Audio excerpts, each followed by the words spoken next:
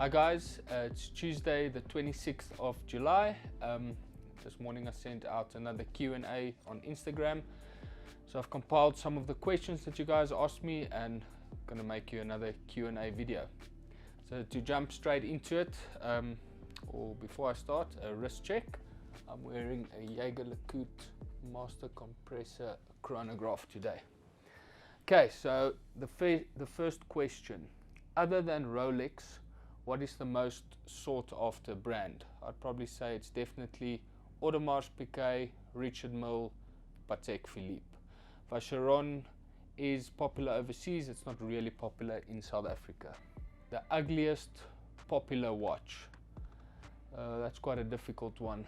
What do you think it is, Casey? The Roger Dubois Excaliburs. Yeah, I can agree with him. Roger Dubois Excalibur. They have some of the new watches that are out now is quite nice, but that's not really a popular watch, I'd say. Probably the ugliest popular watch for me is the Jacob & Co, the multiple time zone watches, which has all the different time zones in the watch. Very popular watch, but to me it's an ugly watch, and I think probably 95% of you would agree it's ugly. My thought on GirardPerregaux watches, at the moment it's not a hyped brand. They did bring out the skeleton ones that was selling at crazy prices in January to April. Those ones have completely tanked and gone down. You can pick them up for below retail at the moment. So, but as a brand, I think it's a great brand. It's definitely not an upcoming brand. They've been around for many years, but it's a brand that people are shifting to, that are moving, that can't afford the APs, Pateks. They're looking for alternative options. So GirardPerregaux is definitely a brand to go to, which is a big history and is an excellent brand in my opinion. Okay, the next one is, what is the current watch market like in South Africa? So what I've seen is the prices are still coming down. I am on international dealer chats with watch dealers. So compared to January, February, March, April, the prices are still going down as I'm making this video, which is a good thing for the watch market, because as I've said in the previous videos, the prices were getting really ridiculous, out of hand. So the prices are actually getting in line now, and I've seen a big spike in our sales as well. People are much more buying at the moment because the prices are down, and I think they were used to the January, February, March prices. That was, example, a steel Daytona was a ceramic Daytona. We were selling at 800 to 850,000 Rand in Jan to April, whereas now those watches are down to around about 650. So guys that are still used to the 800,000 figure in their mind when they looked at the watches in January, now feel they're getting a big discount when they can pick them up for, I've even seen them as low as 550 for a ceramic wide dial Daytona, which is still, the market hasn't crashed. These watches retail for like 250, so they still are selling at double retail, which is great investment if you did buy the watch at a retail price. If you bought it on the secondary market for 800,000 or 750, you are taking a little knock now, but you haven't sold it yet. So if you have sold it, you're going to lose money. If you still have the watch with you, I do think the prices are going to go back up. I don't think they're going to go back up as crazy as they were in the beginning of the year, but they will definitely climb back up come November, December, January next year, because I've seen during those times we are really busy, and that's just how the market goes. It works in cycles, I suppose. We'll probably see another dip again next year this time, or the market will be up again if the war in Ukraine is over, China's bullshit is over, Bangladesh have sorted out their thing. So the whole world's economy is down, and being in a down economy, all kind of investments and asset investments, everything takes a knock and it does go down. But it hasn't gone as bad as a lot of other investment options have done during these times. Another question is that I get often is the vintage watches compared to new current watches. What are their prices doing? And the vintage market throughout this whole market crash, as you guys would see it, is actually they're all holding their prices. They haven't gone down whatsoever. They haven't been affected by the hype, because they weren't hype pieces like the ceramic GMTs, subs, Daytona. So those ones I've seen, they've pretty much kept their prices.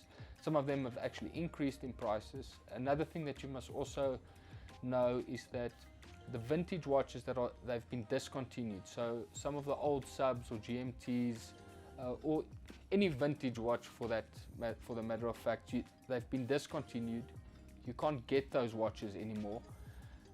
Whereas the hype models that are out that are still in production, they can print out or stamp out 1,000 of them at a time at a factory to flood the market. That can decrease or increase the price, whereas the vintage stuff, they've been all sold out. There's only a few of them left in the world.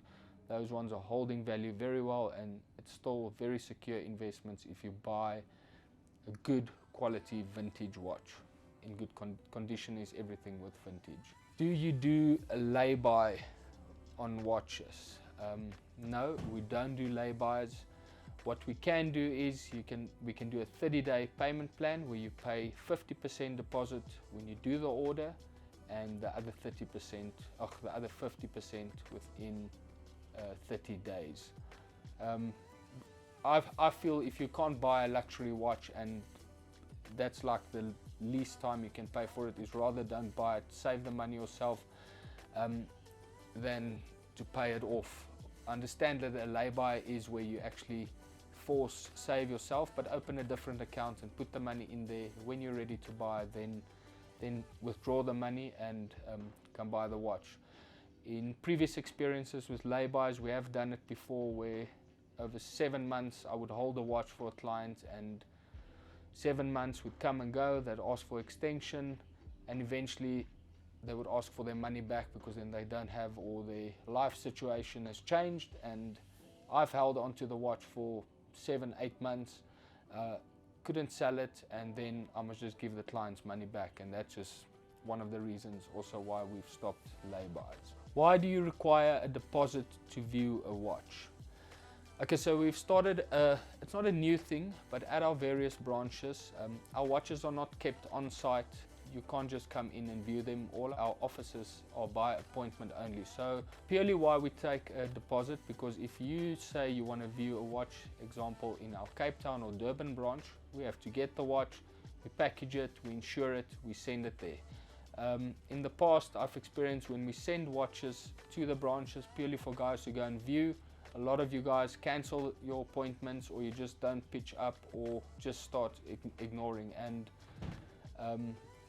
for us to know that you are a serious client and you want to buy a watch, you pay a small deposit. It's 10% of the value of the watch you want to buy. It's a fully refundable deposit. You're not going to lose any money. That just shows us you are serious to buy the watch. We'll send it to any of our branches across South Africa. You can go view it there. If you're happy, pay the balance. If you're not happy, we immediately refund you all your money. You've got nothing to lose, and the watches are either sent back to us or just kept at that branch for the next client. I'm a new watch dealer. What advice do you have for me when buying stock? The first thing is you should know what you are buying, know your product, know the watch prices. It is pointless just to go on Chrono24, have a look at prices there, and then just fire out a price to a client that when you want to buy a watch. I've seen a lot of the, I won't say younger guys, probably newer guys to the watch industry that has bought a lot of watches at the wrong prices, where they sit with the stock and they can't sell them purely because they've overpaid it and tried to beat the next guy to the watch. So I would do my research if I was you before buying. Stick to your price. Don't get involved in a haggling between dealers, or even if a client plays you off against another client for 1,000, yeah, 2,000, 3,000 there. Try stick to your price. If it's not a good price for you, walk away from it. But definitely is know your prices and then buy according to that. What I have seen happen to a lot of the newer guys in the industry is when the watch market was very hot, they were getting external investments from people that were willing to give them money, buy a lot of watches and try and sell it again. It's also difficult, like for new guys when they come in, if you don't have a place to sell your watches, it's very easy to buy stock. We can also buy a lot of stock. We probably pass on round about, if I had to average it out, probably 50, 60 watches a month that we don't buy, just purely because we stick to our prices that we pay, and that's it. So we can get much more watches in, but we don't overpay for them. Yeah, coming back to is you have to have a place to offset your watches that you buy. If you just buy the stock to have and you can't sell it again, you are in big trouble. As I said, I've seen guys with a lot of investment money tied up in the watches when the watch market was really high. When it came down now, they still sit with the stock. They can't sell it because dealers like us won't buy it at those prices that you paid for it. So at some stage you must either take your losses or just hang on to the watches, or find some unlucky soul that's going to pay that high amount. You have watches without boxes and papers. How do I know it is authentic? As I've said in many of the videos, it's easier to fake the papers of a watch than worrying about if the watch is authentic. Having papers for a watch is absolutely no way to say this watch is authentic.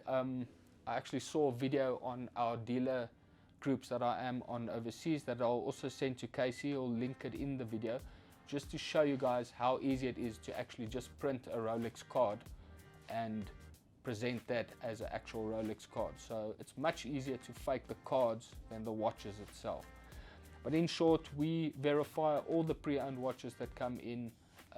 If they don't have box and papers, we verify them, we open them, we make sure our watches are authentic that we buy. If there's any doubt in a watch, we don't buy it at all. As with all the watches we sell, we stand behind them. If something is wrong with them, should you ever buy a watch from us and you take it somewhere and they say it's a fake, we have 100% money refundable, that we will give you all your money back if there's a problem. But in the 17 years that we've been dealing in watches, not one watch has slipped through the cracks like that we actually sold to a client. Do you sell many gold Rolex watches?